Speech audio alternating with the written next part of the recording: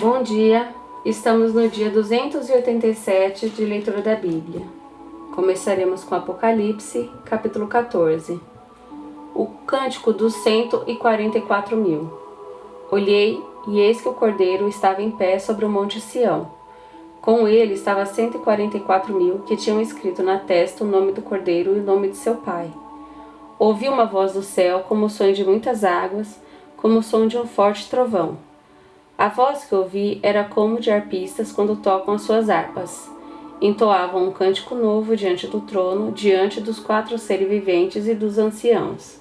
E ninguém podia aprender o cântico, senão os 144.000 que foram comprados da terra. Estes são os que não se macularam com mulheres, porque são virgens. Eles seguem o Cordeiro por onde quer que ele vá. São os que foram comprados dentre todos os seres humanos, primícias para Deus e para o Cordeiro, e não se achou mentira na sua boca, não tem mácula. A mensagem dos 3 anjos. Vi outro anjo voando pelo meio do céu, tendo o evangelho eterno para pregar aos que habitam na terra, e a cada nação, tribo, língua e povo, dizendo com voz forte: temam a Deus e deem glória a Ele, pois é chegada a hora em que Ele vai julgar. E adorem que Ele fez o céu, a terra, o mar e as fontes das águas. Seguiu-se outro anjo segundo, dizendo: Caiu a grande Babilônia, que fez com que todas as nações bebessem o vinho do furor da sua prostituição. Seguiu-se a estes outro anjo, o terceiro, dizendo com voz forte: se alguém adora a besta e a sua imagem e recebe a sua marca na testa ou na mão, também esse beberá do vinho do furor de Deus, preparado sem mistura no cálice da sua ira, e será atormentado com fogo e enxofre diante dos santos anjos e na presença do Cordeiro. A fumaça do seu tormento sobe para todo sempre, e os adoradores da besta e da sua imagem, e quem quer que receba a marca do nome da besta não tem descanso algum, nem de dia nem de noite. Aqui está a perseverança dos santos, os que guardam os mandamentos de Deus e a fé em Jesus. Uma voz do céu. Então ouvi uma voz do céu dizendo: escreva, bem-aventurados os mortos que desde agora morrem no Senhor. Sim, diz o Espírito, para que descansem das suas fadigas, pois as suas obras os acompanham. A colheita do fim dos tempos. Olhei, e eis uma nuvem branca, e sentado sobre a nuvem um semelhante a filho de homem, tendo na cabeça uma coroa de ouro e na mão uma foice afiada. Outro anjo saiu do santuário, gritando com voz forte para aquele que estava sentado sobre a nuvem: pegue a sua foice e comece a colher, pois chegou a hora da colheita, visto que os campos da terra já amadureceram. E aquele que estava sentado sobre a nuvem passou a sua foice sobre a terra e fez a colheita. Então outro anjo saiu do santuário que se encontra no céu, tendo também ele uma foice afiada. Ainda outro anjo saiu do altar, o anjo que tem autoridade sobre fogo, e clamou com voz forte ao que tinha a foice afiada, dizendo: pegue a sua foice afiada e ajunte os cachos da videira na terra, porque as suas uvas estão maduras. Então o anjo passou a sua foice na terra, ajuntou os cachos da videira da terra e o lançou no grande lagar da ira de Deus.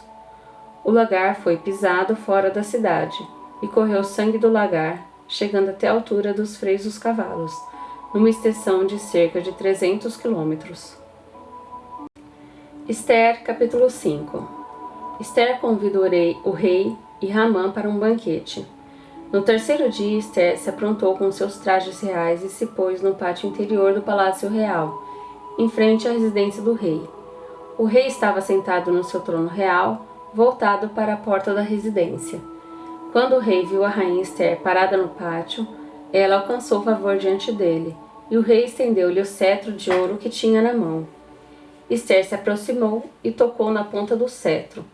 Então o rei perguntou: o que é que você tem, rainha Esther? Qual é o seu pedido? Até a metade do reino lhe será dado. Esther respondeu: se for do seu agrado, venha hoje com Ramã ao banquete que preparei para o rei.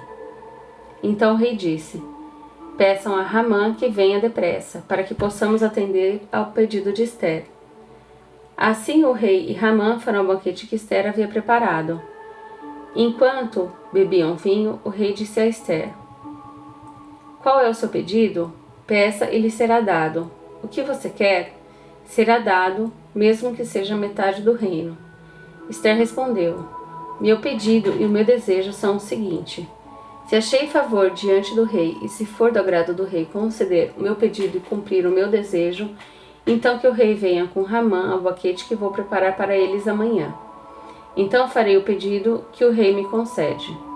Naquele dia, Ramã saiu alegre e animado, mas ficou furioso ao encontrar Mordecai junto à porta do rei e ver que ele não se levantava nem tremia diante dele. Porém, Ramã se conteve e foi para casa. Depois mandou vir os seus amigos e Zeres, sua mulher. Ramã falou sobre a glória das suas riquezas, a multidão dos seus filhos, tudo em que o rei o tinha engrandecido e como o tinha exaltado sobre os oficiais e servos do rei. E Ramã acrescentou: a própria rainha Esther a ninguém mais convidou para vir com o rei ao banquete que tinha preparado, a não ser a mim. E também para amanhã estou convidado por ela, juntamente com o rei. Porém, tudo isso não me satisfaz, enquanto eu ouvir o judeu Mordecai sentado junto à porta do rei. Então Zeres, a mulher de Ramã, e todos os amigos dele disseram: mande fazer uma forca de 22 metros de altura e pela manhã diga ao rei que nela enforque Mordecai. Então vai alegre com o rei ao banquete. A sugestão foi bem aceita por Ramã, que mandou levantar a forca. Esther, capítulo 6, versículos de 1 a 13. Ramã é forçado a honrar Mordecai. Naquela noite o rei não pôde dormir. Então mandou buscar o livro dos feitos memoráveis que foi lido diante do rei. Achou-se escrito que Mordecai é quem havia denunciado Bigtã e Teres, os dois eunucos do rei, guardas da porta, que tinham planejado matar o rei Assuero. Então o rei perguntou: que honras e distinções foram conferidas a Mordecai por ter feito isso? Os servos do rei que o serviram responderam: ele não recebeu nenhuma recompensa. O rei perguntou: quem está no pátio? Ora, Ramã tinha entrado no pátio exterior do palácio real para pedir ao rei que Mordecai fosse pendurado na forca que ele, Ramã, lhe havia preparado. Os servos do rei lhe disseram: Ramã está no pátio. Então o rei mandou que ele entrasse. Ramã entrou, e o rei lhe perguntou: o que você acha que deveria ser feito ao homem a quem o rei deseja honrar? Então Ramã pensou assim: a quem mais o rei poderia querer honrar a não ser a mim? Por isso ele respondeu ao rei: quanto ao homem a quem o rei gostaria de honrar, que sejam trazidos os trajes reais que o rei costuma usar, e o cavalo em que o rei costuma andar montado e sobre cuja cabeça tenha sido colocada uma coroa real. Que os trajes e o cavalo sejam entregues a um dos mais nobres oficiais do rei, para que se encarregue de vestir aquele a quem o rei deseja honrar. Depois que o leve a cavalo pela praça da cidade, proclamando em voz alta: é isto que se faz a homem a quem o rei deseja honrar.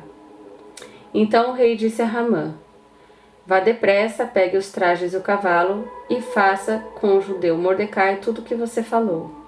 Ele está sentado junto à porta do rei. E não omita coisa nenhuma de tudo o que você falou. Ramã pegou os trajes e o cavalo, vestiu Mordecai e o levou a cavalo pela praça da cidade, proclamando em voz alta: é isto que se faz ao homem a quem o rei deseja honrar. Depois disso, Mordecai voltou para a porta do rei, enquanto Ramã foi correndo para casa, angustiado e de cabeça coberta. Ramã contou a Zeres, sua mulher, e a todos os seus amigos tudo o que tinha acontecido com ele. Então seus amigos, que eram sábios, e Zeres, sua mulher, disseram: se Mordecai, diante do qual você já começou a cair, é da descendência dos judeus, você não conseguirá fazer nada contra ele. Você certamente será derrotado. Salmos 106, versículos de 24 a 48. Também desprezaram a terra aprazível e não deram crédito à palavra de Deus. Pelo contrário, murmuraram em suas tendas e não ouviram a voz do Senhor.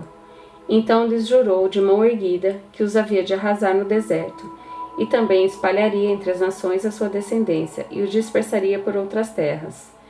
Também se juntaram a Baal Peor e comeram o sacrifício dos ídolos mortos. Assim, com tais ações, provocaram a ira do Senhor. e a peste se espalhou entre eles. Então se levantou Finéias e executou o juízo, e a peste cessou. Isso lhe foi atribuído com justiça de geração em geração para sempre. Depois provocaram Deus nas águas de Meribá, e por causa deles aconteceu uma desgraça com Moisés, pois foram rebeldes ao Espírito de Deus, e Moisés falou sem refletir. Não exterminaram os povos, como o Senhor lhes havia ordenado.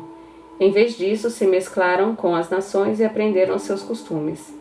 Adoraram seus ídolos, os quais se tornaram armadilha para eles. Sacrificaram seus filhos e suas filhas aos demônios.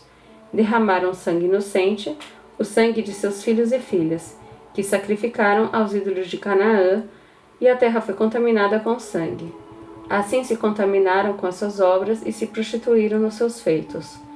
Por isso acendeu-se a ira do Senhor contra o seu povo, e ele abominou a sua própria herança, e os entregou ao poder das nações. Sobre eles dominaram os que os odiavam. Também os oprimiram seus inimigos, sob cujo poder foram subjugados. Muitas vezes os libertou, mas eles o provocaram com seus planos e na sua iniquidade foram abatidos. Mas Deus olhou para eles quando estavam angustiados e lhes ouviu o clamor. Lembrou-se a favor deles de sua aliança e se compadeceu, segundo a multidão de suas misericórdias.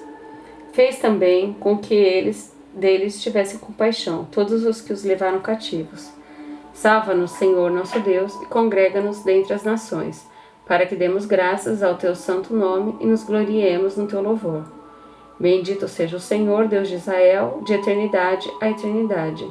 E a todo o povo diga amém, aleluia.